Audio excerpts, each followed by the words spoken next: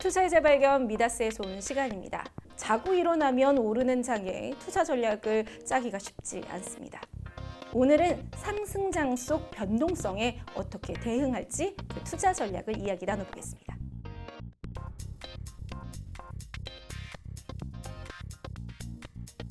안녕하세요, 본부장님 반갑습니다. 네, 안녕하세요. 국내 증시라고 하면 대외 변수라든지 또 수급, 외국인 투자자에 많이 좌우된다라고 우리가 이제까지는 얘기해 왔는데 네. 이번의 상승세는 사실 그와는 좀 기반되지 않았던 것 같아요. 그래서 본부장님께서는 최근에 국내 증시를 어떻게 평가하시는지 궁금합니다.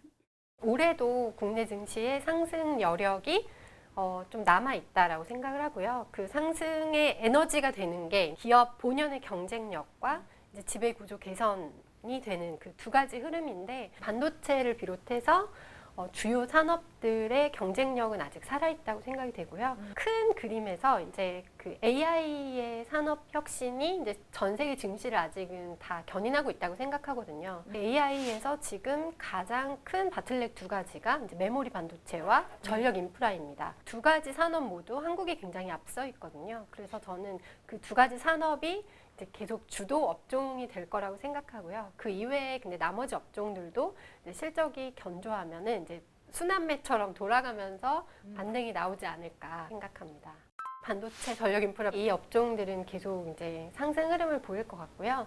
또 한국의 이제 바이오도 작년에 이미 많은 결과물들을 보여줘서 올해는 그 흐름에 그냥 따라서 갈 것 같습니다. 네. 한국의 지금 이제 대표적인 기업들은 결국 수출 데이터가 좋은 기업들일 수밖에 없어요. 네. 한국 시장 규모 자체가 워낙 작지만 이제 글로벌 경제에서의 경쟁력은 높기 때문에 수출을 많이 하는 기업의 이익 성장이 크게 나올 수밖에 없습니다. 작년 이제 하반기에 저희 포트폴리오에서도 이제 조선이나 방산에서 이익 실현을 일부 하고 이제 반도체 업종을 적극적으로 투자 비중을 늘려서 이제 수익률을 좀 개선시켰었습니다. 또 연초에는 자동차 업종 비중을 확대한 부분이 수익률에 되게 긍정적으로 영향을 미쳤습니다. 2차 전지는 사실 업종에 대한 뷰가 굉장히 좀 여러 가지 되게 섞여 있어요. 전기차는 좀 되게 부진한 것 같지만 이 에너지 패러다임에서 ESS는 또 굉장히 중요하게 부각되고 있고 또 중국 공급망을 제외하고는 한국밖에 또 대안이 없기 때문에 그런 측면에서 그 관련된 소재 기업들이 또 코스닥에 많이 있거든요. 이 상승세가 좀 더 확산됐을 때 코스닥 기업들한테는 온기가 퍼질 수 있을 것 같습니다. 향후 증시를 움직일 만한 주요 변수가 있다면 어떤 게 있을 것이라 좀 주목해야 할까요?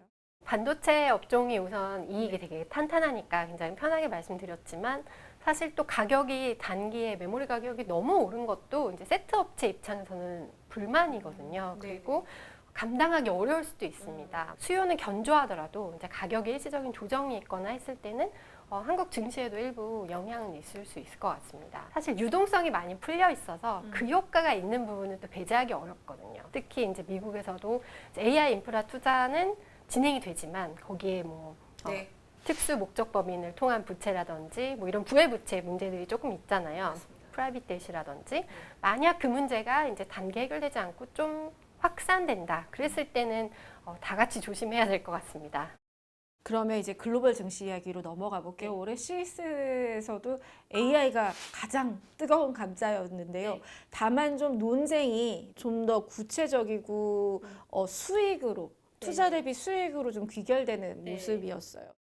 올해는 그게 이제 피지컬 AI로 본격화될 걸로 생각하고 있습니다. 그래서 테슬라의 자율주행이라든지 이제 현대차 그룹도 그 피지컬 AI의 자율주행과 아틀라스로 올라탄 셈이잖아요. 저희는 그 흐름이 굉장히 중요할 것 같고요. 테슬라는 올해 옵티머스 로봇 소개 그리고 로보택시 확산이 어느 정도 되는지 그리고 FSD가 이제 어디까지 확산되는지 이게 되게 중요할 것 같아요. 그리고 이제 스페이스 X 상장 때 조금 같이 영향을 받을 것 같고요. 저희는 AI 인프라 구축하는 데에서의 대표 기업이었던 엔비디아보다는 이제 AI 서비스에서 대표 기업으로 부상한 구글이 좀 더 이제 상승 여력을 주도해가지 않을까라고 생각을 하고요. 지금 이제 구글이 A주, C주 합산했을 때 이제 시총 2위까지 올라왔는데 장기적으로는 시총 1위를 갈 가능성이 되게 높지 않을까라고 생각하고 있습니다. 그리고 애플 같은 경우는 AI에서 뭔가를 보여주기 전에는 저평가 국면으로 좀 갈 수도 있다고 생각이 되고요.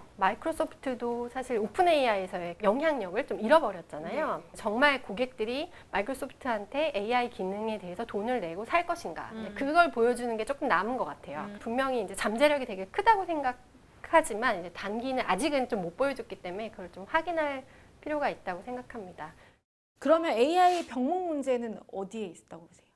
가장 큰 병목은 에너지에 있다고 생각이 되고요. 그래서 그 에너지원을 어떻게 조달할 것인가. 그래서 최근에는 이제 온사이트 발전이라는 말이 또 굉장히 화두가 되고 있잖아요. 데이터 센터가 각자 자기 발전을 해결할 수 있는 태양광, 연료전지, 그다음에 가스터빈, SMR도 소형 원전이기 때문에 이제 주목을 받고 있는 거죠. 그래서 코엑트 글로벌 친환경 전력 인프라는 이제 전 세계에서 가장 그 에너지 분야에서 경쟁력 있는 기업들에 투자를 하고 있고요. 다양한 에너지원이 그때그때 주목받을 때 그 비중을 높게 가져가면서 상장 이후에 200% 넘는 수익률을 보였고요. 국내로는 수소 전력 ESS 액티브라는 상품이 있는데 ESS는 신재생 에너지를 했을 때는 반드시 또 ESS 에너지를 저장했다가 또 써야 되는 에너지 저장하는 시스템인데 한국의 2차 전지 경쟁력이 지금 이제 ESS로 전환되고 있습니다. 중국이라는 공급망을 배제하기 위해서는 또 한국이 가장 최고의 선택이기 때문에 한국 업체들이 이제 ESS 쪽에서 좀 두각을 나타낼 것으로 저희는 전망하고 있습니다.